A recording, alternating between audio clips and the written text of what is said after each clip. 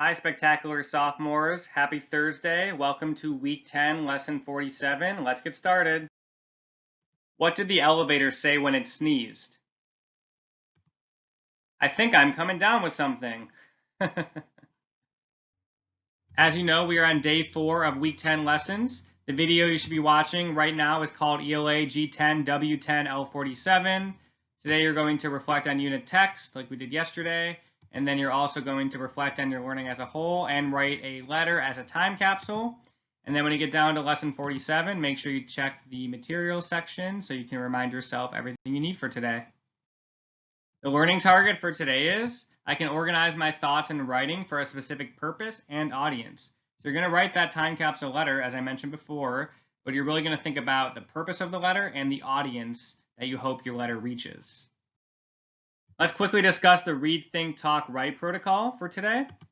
For the read section, you're going to review previous week's note catchers, but you're going to pay particular attention to your thoughts and reflections connected to the unit's guiding question, which is how do people decide what they value? So not only are you going to just go back to previous week's note catchers and look at everything, you're going to look specifically for your reflections and thoughts on the unit's guiding question, which is how do people decide what they value. For the think section, just like a physical time capsule can stand as a snapshot of a given time, a letter time capsule can serve as a snapshot of your mind at a given time. So just as times change, our minds change as well. And so the you that is writing a letter time capsule will not be the you who opens it a year, 5 years, and certainly not 10 years from now. So it's really just important to think about who you are in this moment and what your mind is like in this moment, and think about what is important to you in this moment, because our minds change over time. And so when you write this letter time capsule today, which you'll learn more about in a second, you really want to make sure it captures your current way of being, your current thought process, your current approach to life, because that will give us a snapshot and give you a snapshot of how you are right now in this moment. And then when you decide to read the letter in the future, you'll be able to reflect and be like, oh, that's how I was in 2020. For the talk section today, you're going to see a list of suggestions for what you should consider when writing your letter time capsule. And I'm going to go over these more in detail when we get to the model, but I just wanted to list them right now. So you can think about your list of favorites right now, important questions and feelings for you right now, goals and aspirations you have, a day in the life to describe how your life currently is right now, highlights of this past year for you, and lessons learned and advice for yourself. Now for the writing section, on your note catcher, you're going to write a letter just as you would to your best friend or close family member. Make the letter conversational and friendly, have fun with it. So it's going to be a time capsule letter, and you're going to write about whatever you want, but always remember to capture your current reality as thoroughly as possible. Don't focus on predicting the future, but focus on the present. So you're really going to take those suggestions from the talk section and your answers to those suggestions to guide what you're going to put inside your letter to yourself, your time capsule letter. But this should be a conversational and friendly letter. It doesn't have to be formal like you're writing it to the President of the United States or to your teacher, right? This is just a letter that you're writing to yourself, so it can be conversational and friendly. You can have fun with it, which is why it's important to consider audience, because you're the audience in this situation. So you're writing it to how you, based on how you'd like to receive it and read it in the future. But it's important to not only just capture your current reality, but remember to be thoroughly as possible with that current reality, not just basic ideas of your current reality, and really don't focus on the future, but really just focus on the present. So when you get to the note catcher, you'll see a huge space for you to actually write down your letter, your time capsule letter. As always, for today's closing, you're going to share your writing with someone, and then you're going to read a book for at least 20 minutes and document your reading on the reading log. So the model today will be around brainstorming ideas for your letter. And like I said a second ago, I'm going to support you mainly today on generating different ideas from this list of my own life, of what I would put in my own letter, that I'm hoping will help you in writing your own letter. I'm going to give you more detail about each of these suggestions, and then we'll engage in the actual model. So the talk section is where all this is described, so make sure you go back to it and read it again if you need to. But the first suggestion of what to put in your letter is list of favorites, and that means like what are your favorite movies, books, television shows, songs, moments, people. It doesn't have to be just those specific things, but really just like your favorite things in life right now that like you could talk about for hours or you can engage with for hours. Important questions and feelings. So what are the big unanswered questions currently in your mind? Like what are you pondering about right now? What's consuming your mental energy, your mental capacity? And these are big unanswered questions. Not like what I'm going to eat for lunch, because that may be a question on your mind, but that's not something that's big and unanswered enough that you would want to put in a time capsule letter. Goals and aspirations. What is the vision for your future life? What are the things you're looking forward to? This is really talking about the future, yeah, but it's like your current belief about what your vision is for the future. So don't get that confused with like, you're not talking about the future of like what you're hoping the world will look like. You're really just talking about how you are in this moment and what your current goals and aspirations are for the future, because when you open this or read this in the future, it'll be interesting for you to reflect back on it and see if your goals and aspirations of the past match your goals and aspirations for the present. A day in the life. How's your everyday life? Some people like to include in their time capsule letters just like almost like a run through of their daily life to sort of paint the picture of like how their life is like in the moment, starting from like when they wake up to when they go to bed at night. And that could be a really fascinating approach to take, for your letter, because you would be able to read this in many years from now and see if your daily routine has changed a lot. Highlights of the year. What were this year's 3 best things, worst things that happened to you? And they don't have to like directly happen to you, but they could happen to people you care about or to like just the world in general, and they impacted you. So it's really just like highlights best things and worst things that impacted you this year. They don't necessarily have to happen to you directly. And you'll see an example when we go over the model and I show my examples. Lessons learned and advice for yourself. What advice would you give to your future self? Again, this is about the future, but it's about your current mindset right now to think about for the future. So you're really thinking about your current state of mind and what is important enough for you and a lesson you've learned right now that you want to make sure you don't forget when you read this letter in the future. So stop the video right now and complete the read section, because this section, as you see, this model is all around the talk section. So you want to make sure you complete the read section first, and also the think section too, which is more just internal, but get those sections completed, and then you can play the video and engage in the model with me for the talk section. Okay, so I'm gonna go over my brainstorm list to hopefully help you think about your own list. Sometimes it's good to watch or listen to other people who are brainstorming the same kinds of things to understand their thought process and the approach they took. And then I'm hoping this will help you really narrow down like what approach you want to take when you write your own letter.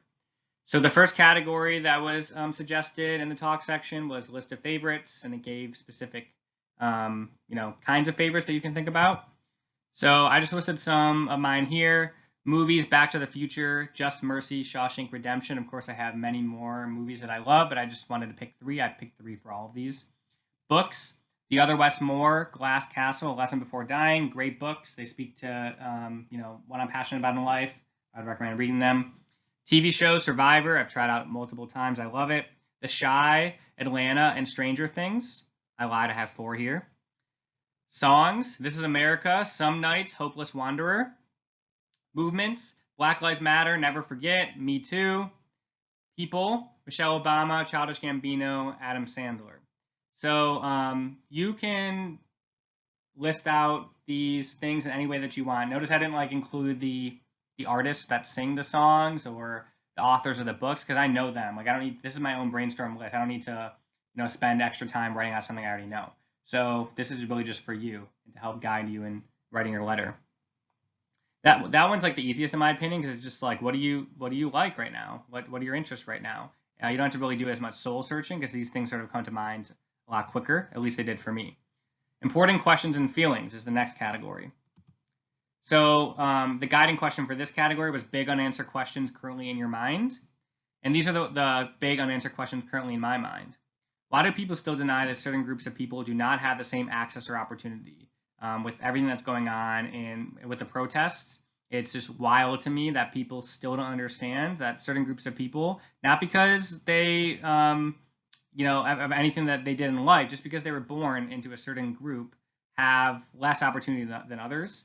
And then that also means that some people that were born into a certain group have more opportunity and access than others. But it's mind-boggling to me that people still deny this. So that's a big unanswered question that I would probably talk about in my letter. What will school look like next year during this pandemic?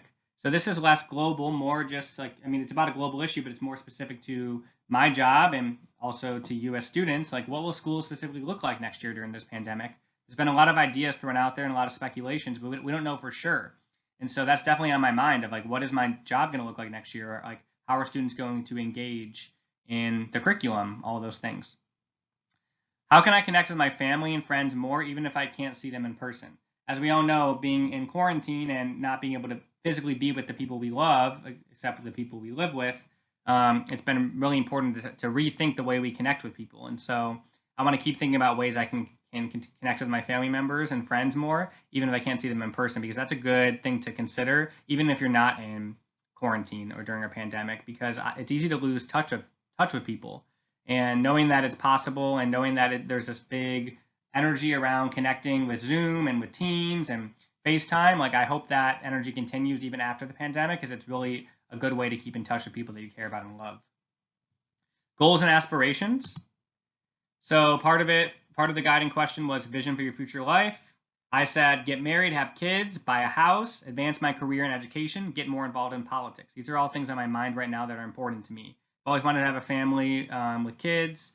I really want to buy a house so I can start, like moving towards building equity. And if I have a family and kids, we can live in the house together.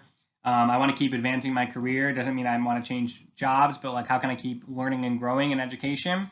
And how can I get more involved in politics? Because it's something I've always been passionate about, but I don't think you have to like have a career in politics to be involved in politics. And I think current times are showing that. And so I want to make sure I think about that as I put it in my letter, because that's really important to me. Things I'm looking forward to. Summer vacation. I'm sure you are as well too. It's coming soon. Actually, when you're watching this, there's like one day left of school and then you'll be on summer vacation. Seeing my brother and nephew again. They live in DC, and with the pandemic, I haven't seen them in months. I've seen them on FaceTime, but I'm hoping I can see them soon, and I'm excited for that. Future of public education. This is sort of what I said before. What's it going to look like? And changes in our police/justice system with everything happening, which has been happening for years. I'm just praying to see major changes in our police and justice system. Just a few more categories. The next one is a day in the life, where you basically talk about like what happens in your everyday life. So I'm not going to script out everything, but I just gave some bullet points here. I said it's relatively uneventful, especially during quarantine. My routine's essentially the same. I get up, I start work, I work long hours. When I'm off work, I call family and friends at night. I sometimes go on a walk or run, and I eat dinner and watch Netflix, which is sort of like, I mean, I'm sure you can relate. I binge watch a lot of shows. Sort of like all we can really do on Netflix, Hulu, all of the platforms. This is how my everyday life is right now. But now that summer is here and it's warmer outside and things are opening again, it may change next week. But remember, you're writing this like based on where you are currently, like right now. And you're going to be watching this, and maybe like quarantine will be over, and businesses will be open, and people will be like outside more. But I'm actually recording this video when we're still in the middle of quarantine. Highlights of the year. So the guiding questions asked you to think about 3 best things that happened to you and 3 worst things that happened to you. So the 3 best things that happened to me were reconnecting with many old friends. Sadly, it was, I did it because we were in quarantine, but that's a positive thing that I was able to reconnect with many old friends. Before any of this happened with quarantine and with the pandemic, I went on 2 solo hiking trips, one last summer and then one over Christmas break. So I'm thinking about this in the academic year, or in the academic year, not necessarily the calendar year.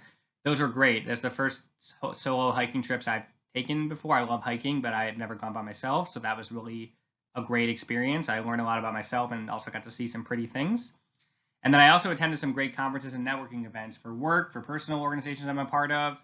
And although they were like business focused, I got to connect with people that were that are a part of my life that I don't see often. So that was really great.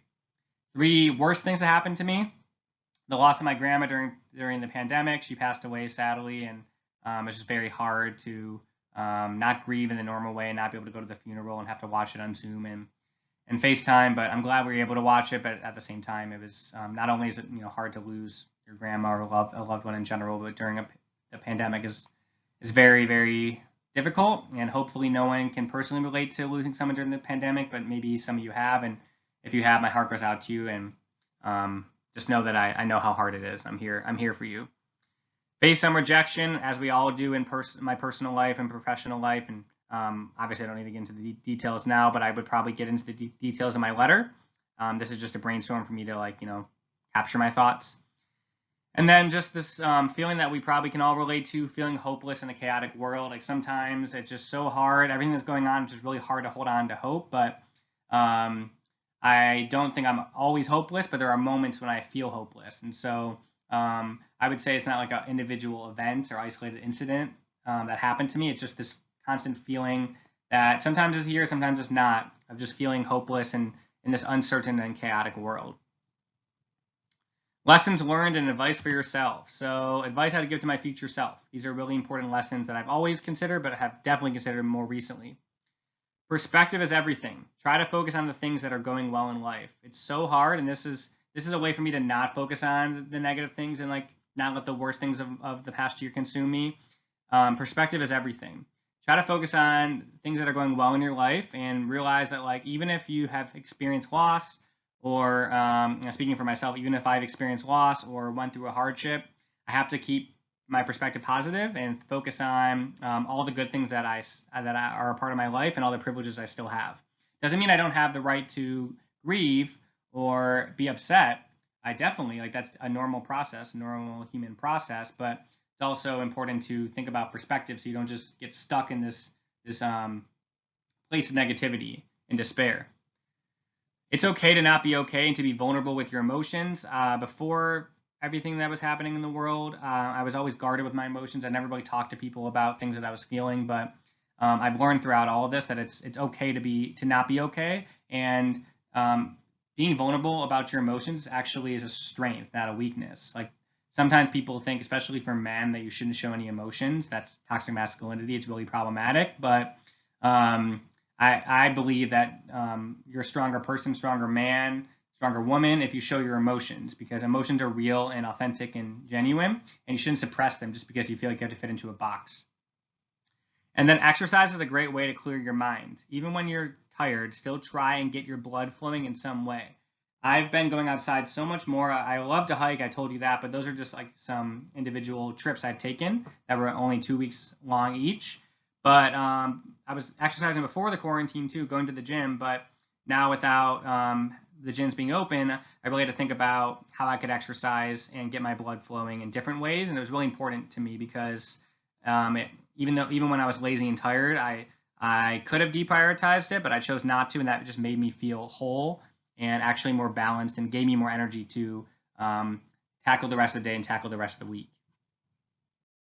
Okay, so I know that was a lot. I gave you a lot of examples from my personal life just to oversaturate you with a bunch of examples to help you in brainstorming your own things for the time capsule letter.